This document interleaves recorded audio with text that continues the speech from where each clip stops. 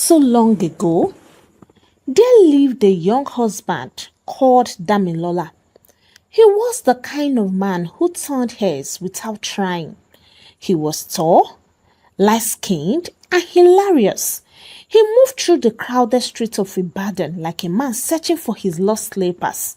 His golden brown skin shone under the sun. His mustache was always slightly crooked. And his voice?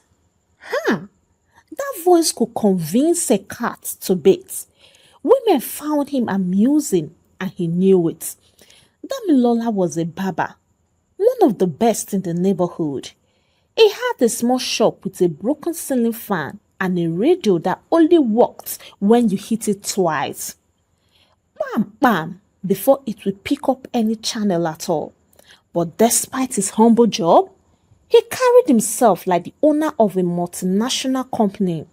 He wore sunglasses indoors, walked with exaggerated swag, and always had a toothpick in his mouth for no reason.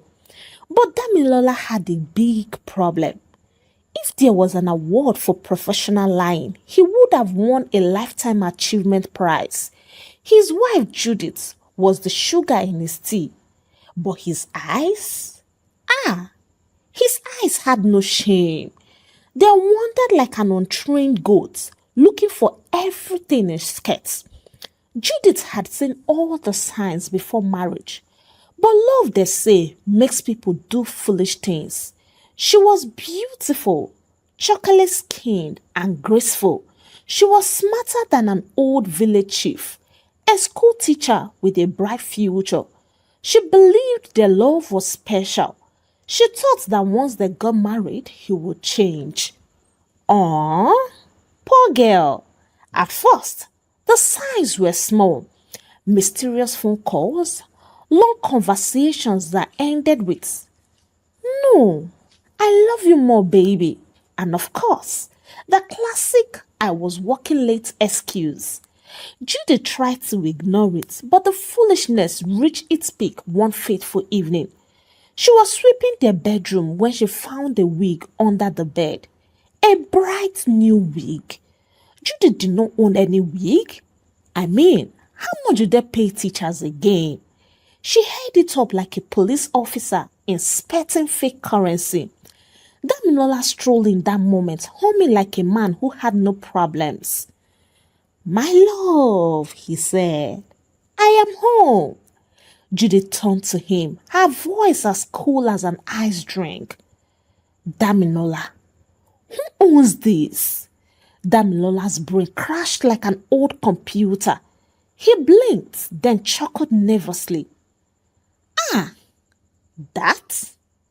That's yours now. I bought it for you as a surprise gift." Judith clapped slowly. "Oh, wow. You bought me a wig? Damilola, have you ever seen me wear hair?" Damilola scratched his head. "Well, I was hoping you would try something new." Judith exhaled. "Damilola, just tell me the truth and shame the devil. Who owns this thing?" Damilola sighed deeply, looking like a man about to make history with the next lie. "Okay, I won't lie to you, Judith. That wig belongs to Mama Ngozi." There was silence in the house, the type of silence that made mosquitoes uncomfortable. Judith stared at him. "Mama Ngozi? You mean the fruit seller from your shop?" Damilola nodded seriously. "Yes, my love. She is experimenting with new styles. She wants to be young again, like a slave queen." Judith closed her eyes, trying so hard to calm herself down. She opened her eyes to find Damilola staring at her, grinning like a guilty child caught stealing meat from the pot. "Judith, my love, you need to understand." "Understand what?" Judith snapped. "That you, a struggling barber who can't even shape a proper fade, suddenly have money to buy wig for a strange woman?" Judith placed her hands on her hips, her left eye twitching. Damilola gasped. A strange woman? Babe, she's not strange. She's just a customer. I mean a loyal one. I give her a sharp haircut every week. She tips me generously and I thought, Damilola, that woman is bored, Judith interrupted. There was another great silence. Even the cockroach that had been doing acrobatics near the fridge paused to hear his response. Damilola licked his lips and nodded solemnly. Yes, she's bored, but she likes to keep her head smooth, so I polish it for her. It's a new service I offer. Shiny scalp dealers. Judith's fingers twitched. You this man, you have no shame at all, oh. 2 days later, she packed her things. She was done believing in fairy tales because as much as she loved him, she loved herself more. For years, she had ignored the signs, the suspicious text messages, the overnight work trips, even though his shop was just down the street, and the mysterious hair extensions she kept finding in the apartment, despite the fact that she had been natural for 5 years. But what broke the camel's back was what she saw in his pockets the previous night. A handwritten note that said, Babe, last night was magical. I dreamt about your hands. Call me love, Sister Agatha. Wait.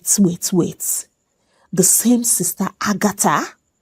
The choir mistress from our church? The same woman who preaches every Sunday about the dangers of temptation? The same woman who had once laid hands on me and prayed for my marital restoration? Judith reached her limits. As she zipped up her bag, she heard Damilola enter the room behind her and he said, Judith, I know you are angry, but let's be reasonable here. We have something special, something unbreakable. And Judith said to him, Damilola, the only special thing we have is my ability to tolerate nonsense. She grabbed her bag and walked to the door.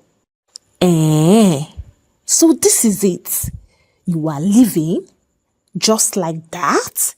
He placed a hand on his chest, his voice filled with fake heartbreak. She turned around, folding her arms. Unless you have a miracle explanation for why Sister Agatha is writing you love notes. If not, I will be leaving.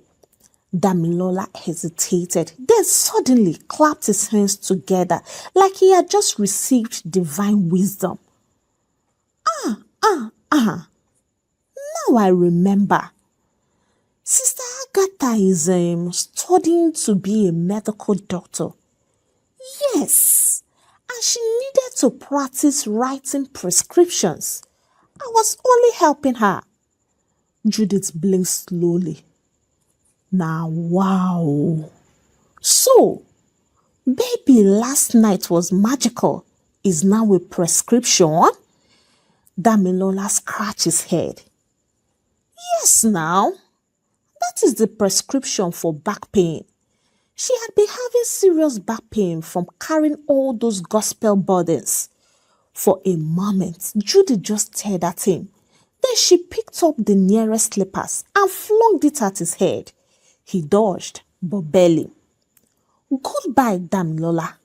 I fear who no fear you. President General in telling lies. And with that, she walked out, leaving him standing there, still clutching his imaginary prescription story. Outside, Judy took a deep breath. The air smelled fresher already. She pulled out her phone and dialed Ore's number.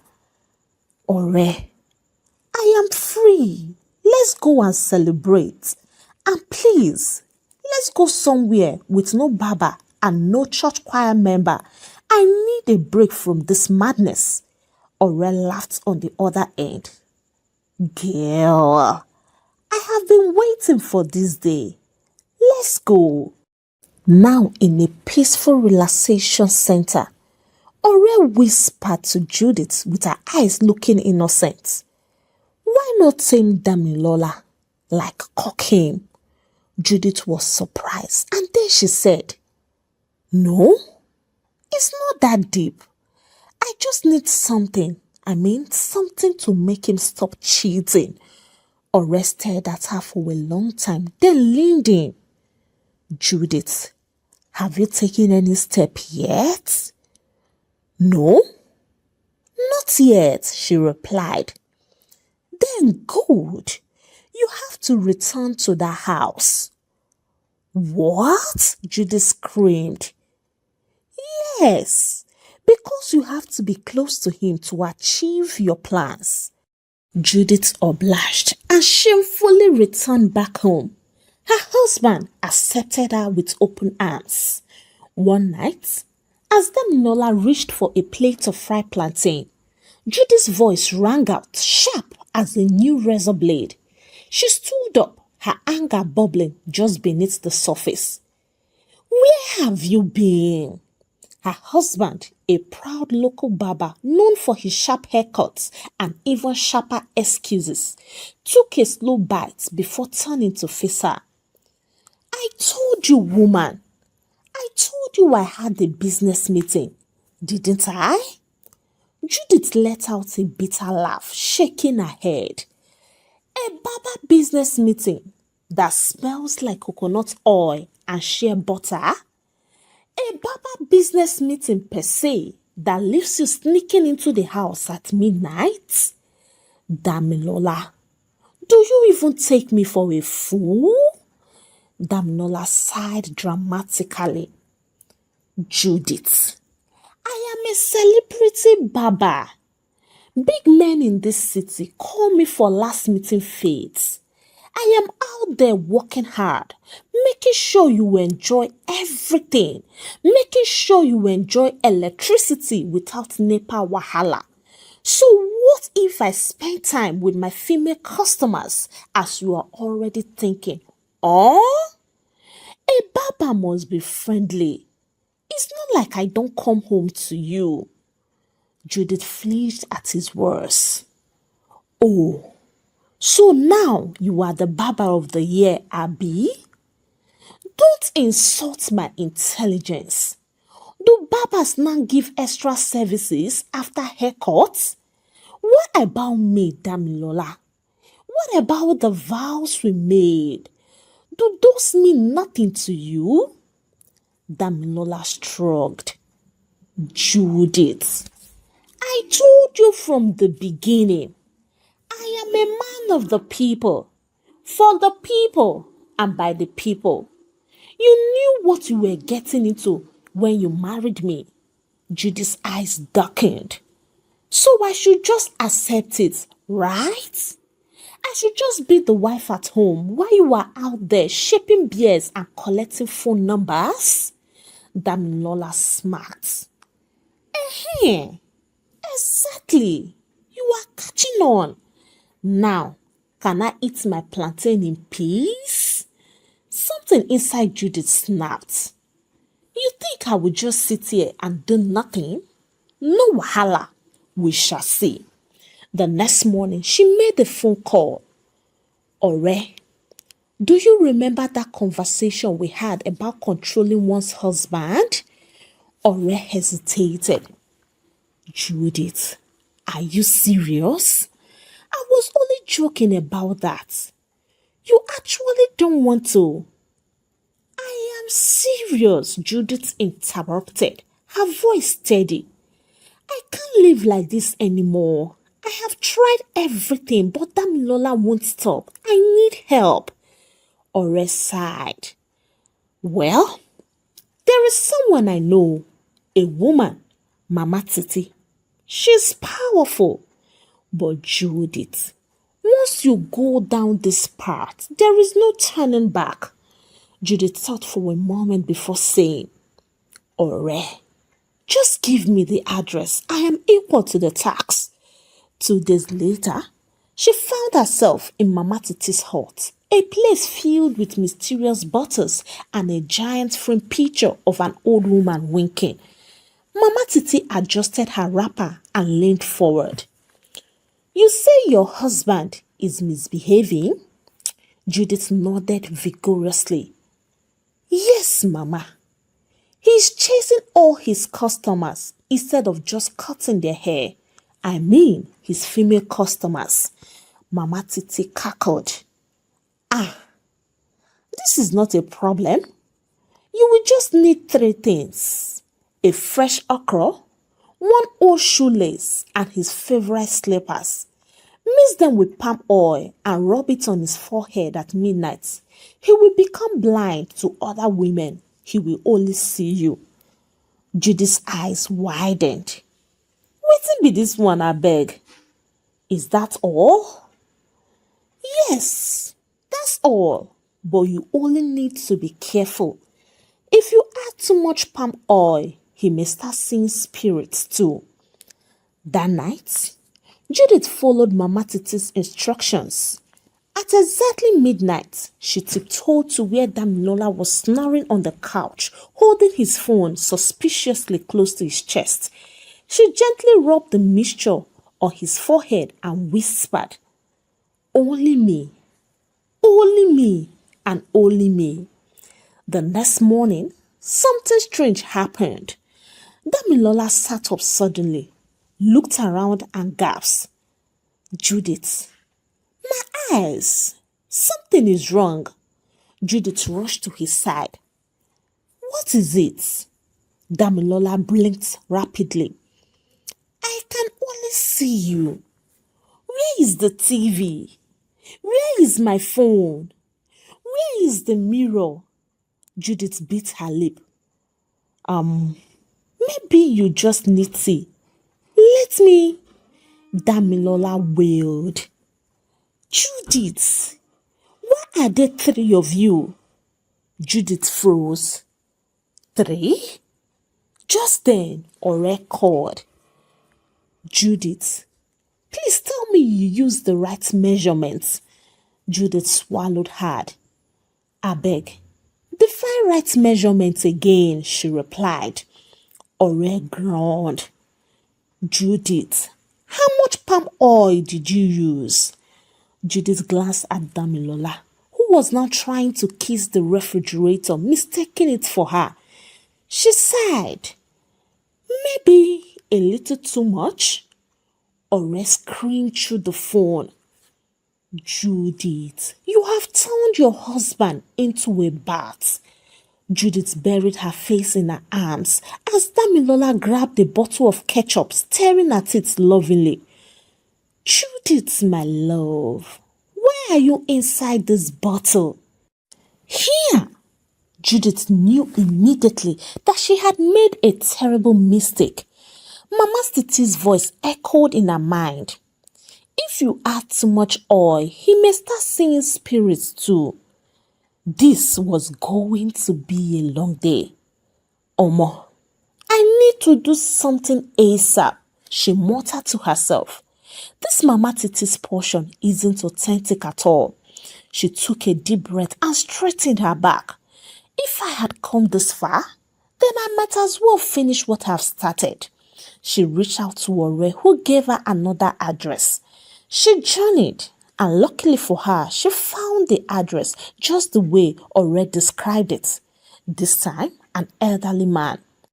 Baba, she began, her voice shaking slightly. My husband Damilola turned me into a night watchman. Every night, I sit by the window, waiting, wondering which woman he is with at that time. I met one Mama Titi. She asked me to do 1 or 2 missy. I did though, but my husband says nothing apart from me. I am tired, Baba. I want him to stop. I want him to see everyone, including the women, but not cheating on me. Baba Otos nodded slowly, his face unreadable. So, you seek to restore him? To make him see other women and be faithful? He asked. Judith nodded vigorously. Yes, Baba.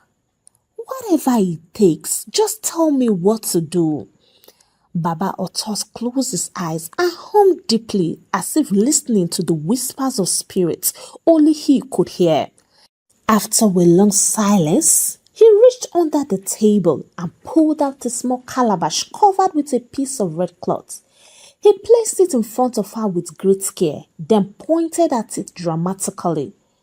Inside this calabash lies the secret to your husband's loyalty, he declared. But be warned, if you use it, there is no going back. Judith leaned in, her hands gripping the edge of her chair. What do I have to do? She asked. Babotos lifted the red cloth with the slowness of a Nollywood suspense scene. Judith held her breath. Finally, the content of the calabash was revealed. A single small brown-looking pepper. Judith blinked. Then she blinked again. Baba, is this not a tarodo? Babotos gasped dramatically. Silence, woman.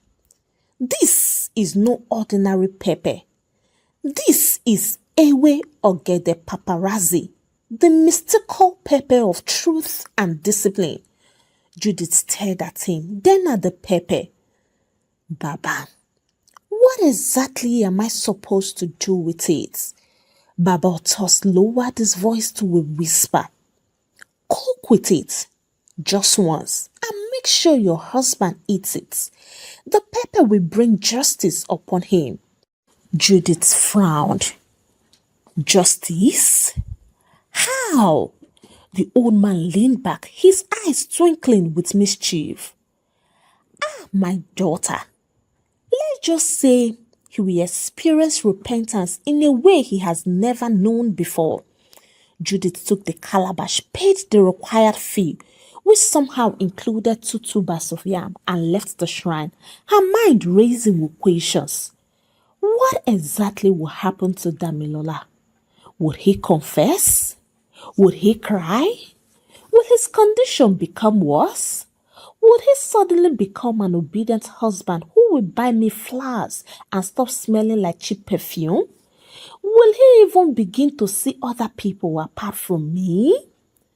That night, she prepared his favorite meal, pounded yam and egusi soup. And in that egusi soup, she carefully mashed the sacred pepper until it blended perfectly. She served the food with a sweet smile and fed him since he couldn't see anything else apart from her. For a few moments, nothing happened.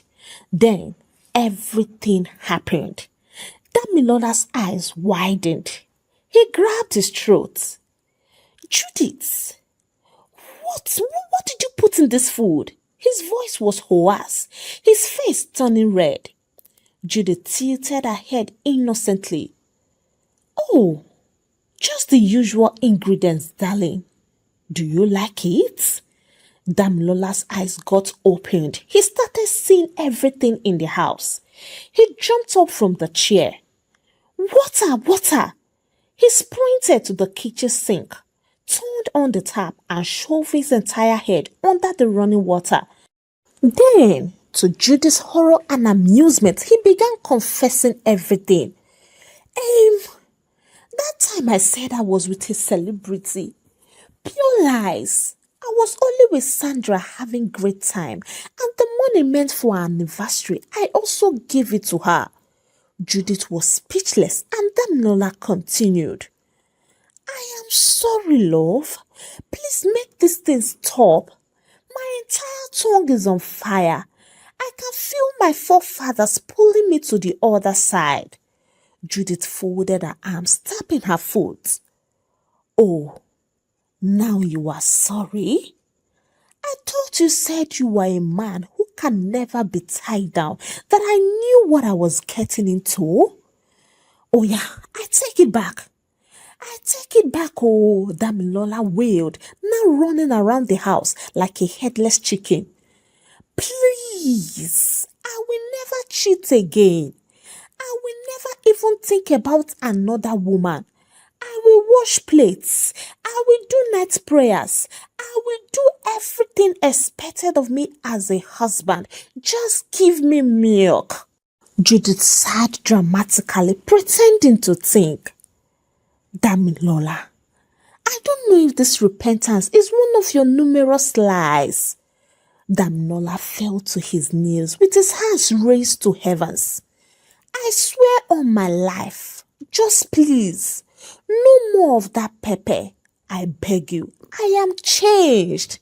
And that was how Damilola, the unrepentant playboy, became the most faithful husband in town. But then, after 2 weeks, everything returned to square one, even worse than it was initially. He didn't just cheat, he was doing it right in their matrimonial home, under Judith's nose. Baba Toss was sitting somewhere in his hut, sipping his herbal tea. He was a man of mystery and wisdom. His shrine, a humble hut decorated with cowrie and a poster of a faded action movie, smelt of burnt incense and regret. He has seen it all. Women desperate to hold on to their husbands, men hoping to strike it rich, and one particularly strange case where a man wanted his neighbor's goats to fall in love with him. But today, he had a special case before him. Judith sat across from him, her arms folded, her face the picture of frustration. Baba, my husband has started again. This time, it is worse than how it was before the Atarodo. Baba sipped his tea slowly before speaking. Woman, is it cheating or practicing community service? Baba, this is not a joke, she snapped. Damilola is running after women like a man training for an Olympic marathon. Baba sighed. Women of nowadays always wanting to tie a man down. Did they not teach you in school that a man is like Wi-Fi? If the connection is weak at home, he will search for a stronger network outside. Judith nearly flipped the stool she was sitting on. Baba toss. I did not come here for riddles. I want a solution, something that will make him faithful forever, not just 2 weeks faithfulness. Baba scratched his head before he then replied. There is one more thing, the ogbonge of all, but it is not without consequences. I don't care. I don't care, Judith said. Okay. You must take the special concoction, he said, reaching into a wooden box and pulling out a bottle filled with a suspiciously green liquid. For 7 days, you will put 1 drop in his food. Judith grabbed the bottle eagerly and then asked, and then? Then he will be bound to you alone. He will see no other woman, think of no other woman, and desire no other woman. A smile crept onto Judith's lips, and then she replied, Perfect. But there is one small side effect, though, Baba Toast added casually. Judith frowned. What is it? Baba Toast took another sip of his tea. If you put even 1 drop extra, he will become extremely uncontrollably loyal. Isn't that what I want? Judith asked. Baboto shook his head. No, my child. There is loyalty, and then there is loyalty. Judith waved his words away and rushed home, eager to start the process. That night, she prepared Damilola's favorite meal again, pounded yam and egusi soup. Carefully, she added 1 drop of the concoction. For the first few days, everything seemed normal. Damilola was home in time, wasn't testing suspicious numbers, and even remembered their wedding anniversary. Judith was thrilled. But by day 5, things turned a new look. Damilola started following her everywhere. To the market, to the salon, even to her friend's house. By the 6th, he had abandoned his job. Why should I leave you alone for even 1 second, my angel? He asked, clutching her tightly. The world is dangerous. What if someone tries to steal you away from me? Oh? Judith began to panic. By the 7th, he was brushing her hair for her, tying her shoes, and even feeding her like she was a baby bird. By the 8th, he followed her into the bathroom. Damilola, what are you doing? She struck. Protecting you, of course, my queen, Damilola answered. What if the shower water betrays you? I must be here to do my job as a good husband. That night, Judith fled back to Baboto's shrine, breathless and misbehaving. Baba, help me, oh! I beg, help me!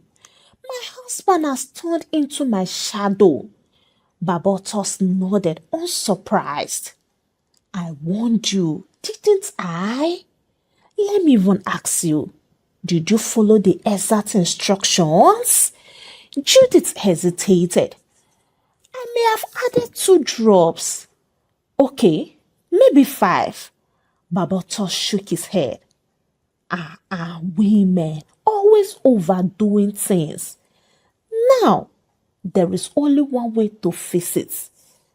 Yes, Baba, I am ready to hear, please, Judith said. Well, you must find a woman more beautiful than you are and introduce her to your husband. Judith gasped.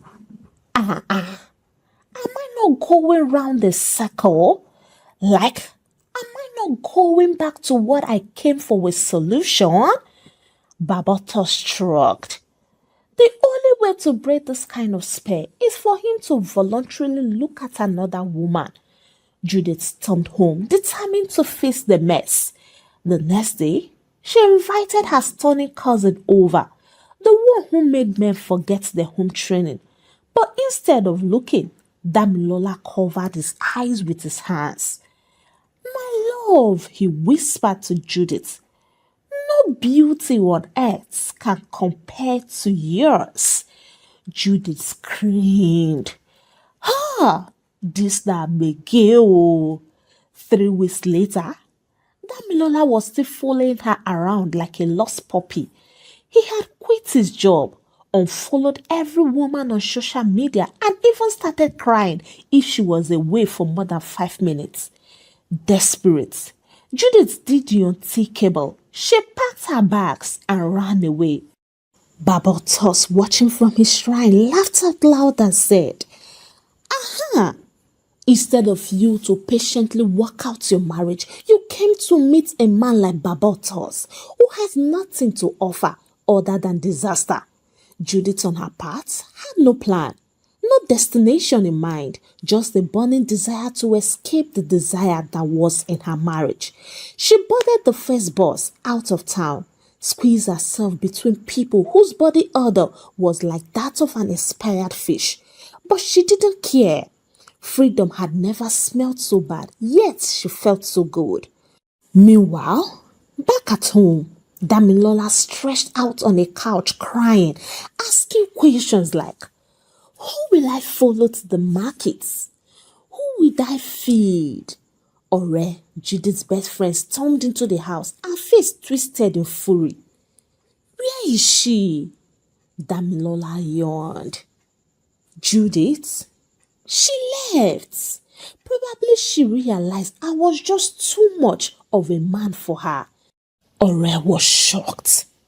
Damilola, so you finally chased her away? Hey? You will regret this. Mark my words. And just like that, she stormed out, leaving Damilola to return to his crime.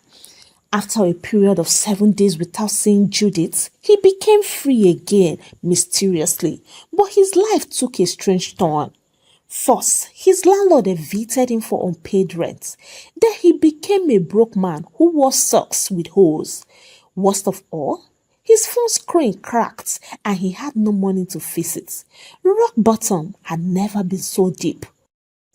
Still furious, decided it was time for revenge.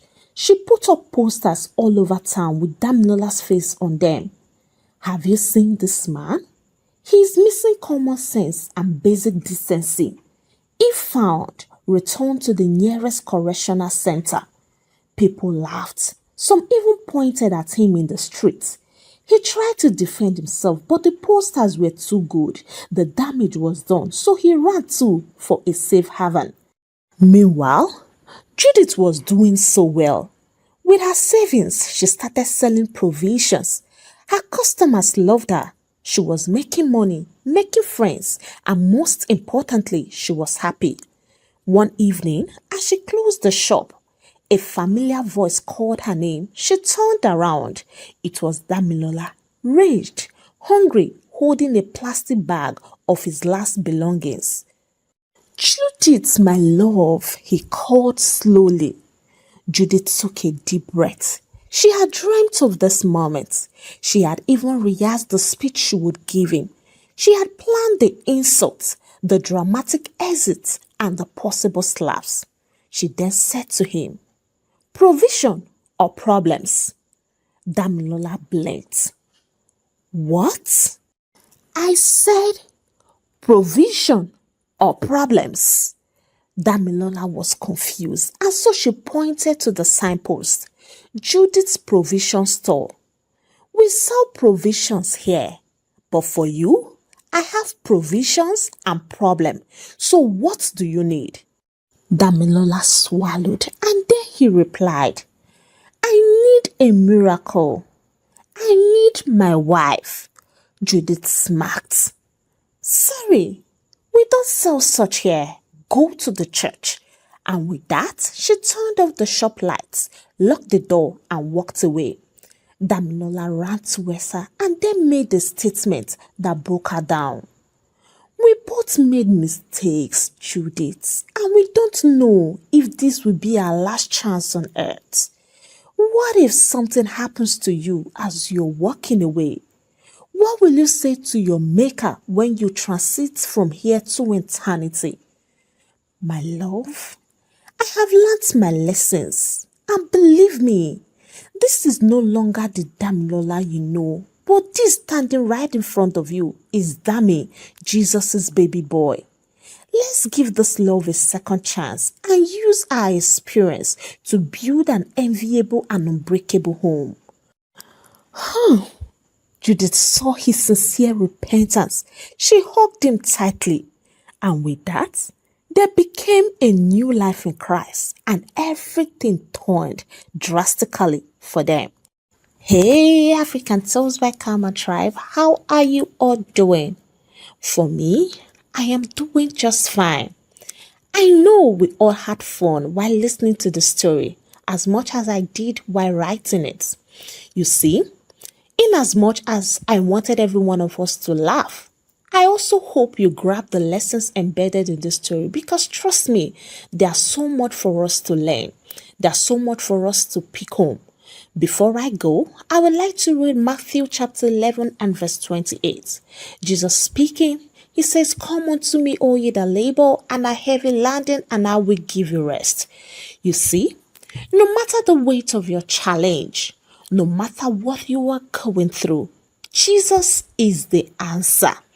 There is no need of going back to Babylon, because there is no way in it. There is no concrete answer in Babylon.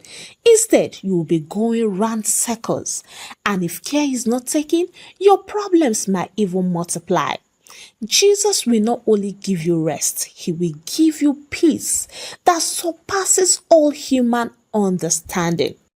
Dear African Tales by Karma Tribe, no matter what you're going through, be it career, health-wise, marriage, or what have you, Jesus is the answer, because the solution you are seeking can only be found in him. So run to him and then you'll be glad you did. If you have not liked the story, what are you waiting for? Kindly give it a thumbs up and please subscribe if you have not subscribed.